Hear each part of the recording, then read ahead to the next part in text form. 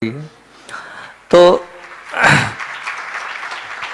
पूज्य गुरुदेव डोंगरगढ़ चातुर्मास की बात है और 10 लक्षण में गुरुदेव का स्वास्थ्य थोड़ा खराब हुआ और तत्वार सूत्र का वाचन चलता था तो इतना अस्वस्थ हो गए कि गुरुदेव को 103, 104 तक बुखार आ गया। फिर पूज्य बड़े महाराज समय सागर जी वाचन के लिए जाते थे। उसी समय की बात है कि और उस समय पूज्य गुरुदेव की केशलोच की तारीख भी उसी समय पड़ी थी। अब जब गुरुदेव का केशलोच था उसके एक दिन पहले आचार्य भगवान ने जल लिया था आहार में और बैठ गए थे। अब अगले दिन केशलोच था। उस समय मल्ली सागर जी थे संघ में, विशाल सागर जी थे, हम थे और 4-5 महाराज मतलब आचार्य श्री के साथ केशलोच करते थे। हम सब महाराजों ने ये प्लानिंग करी कि आचार्य श्री ने कुछ भी नहीं लिया है, सीधे सीधे उपवास ही है और अगर बुखार भी बहुत आ रहा है अपने को एरिया पद में किसी को केशलोच नहीं मांगना है। सबने तय कर लिया ठीक है केशलोच नहीं मांगना है, अच्छी बात है। किसी ने केशलोच आचार्य भगवान से नहीं मांगे और आचार्य श्री ने भी मतलब उनके उससे ऐसा लगा नहीं कि उनको याद है। हम सब बड़े खुश, आचार्य श्री भी को भी याद नहीं रहा कि कल अपना केशलोच है, बहुत अच्छी बात है। बड़ी प्रसन्नता का अनुभव था। शाम हुई, दोपहर तक आचार्य भगवान को 99 था और रात हुई 102, 103 तक टेम्परेचर पहुंच गया।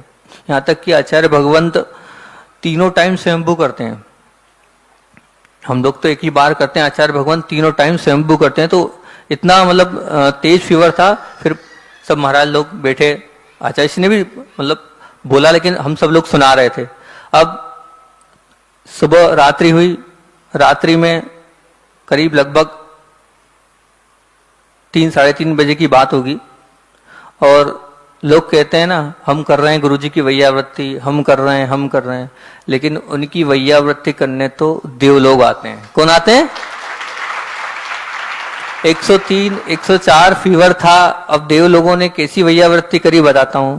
हम वहीं बाहर लेटे थे, 3:30 बजे ब्रह्मचारी राजकुमार भैया जिनको छोटे चाचा बोलते हैं, जानते ना अशोकनगर वाले, वो करीब 4 बजे लगभग आए हमारे पास। महाराज जी मैंने कहा क्या हो गया भैया? बोले आचार्य भगवंत को इतना पसीना निकल गया है, 2 नेपकिन ऐसे निचुड़ गए हैं। मैंने कहा अच्छा। मैं स्वयं गया, मैंने कहा कुछ पैक कर दिया है क्या? बोले नहीं खुला है लेकिन पसीना कैसे गिर रहा है हमें नहीं मालूम, हम नहीं जानते कि आचार्य कैसे बिना उसके अपने आप गिर रहा है, पसीना निकल रहा है, ये 2 नेपकिन। मैं स्वयं गया, वहां जाके देखा कि वास्तविकता में अपने आप कैसे हो रहा है वो ये तो मैं नहीं जानता, लेकिन वो 2 नेपकिन तो निश्चित तौर से जो है वो गीली हो गई, तब ने मतलब पसीना निकल रहा है। अब सुबह हुई, आचार्य श्री का वो जो बुखार था जो हम सब लोग कर रहे थे, तमाम उपचार सब कुछ कर लिया, बड़े बड़े वैद्य बड़े बड़े डॉक्टर लगे थे, लेकिन वो बुखार जो था वो कंट्रोल नहीं हो रहा था। सुबह हुई, सुबह होने के बाद आचार्य भगवंत नीचे भक्ति के लिए आए। भक्ति के बाद आचार्य श्री ऊपर गए। ऊपर जाने के बाद आचार्य श्री ने प्रसाद सागर जी को बुलाया और प्रसाद सागर जी से कहा राख लाओ। क्या कहा? राख लाओ।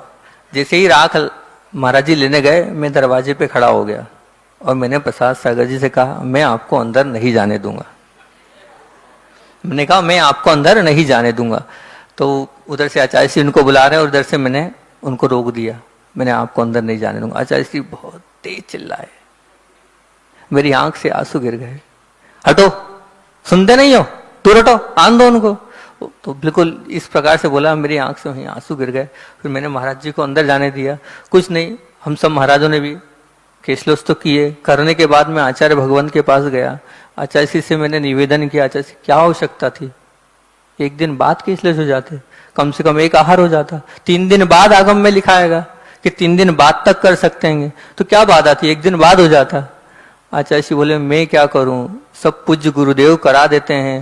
और था फीवर, लेकिन कहाँ फीवर कैसे फीवर चले गया मैं भी नहीं जानता। और जैसे ही केशलोच हुए वापस तुरंत 103 और 104 बुखार आ गया।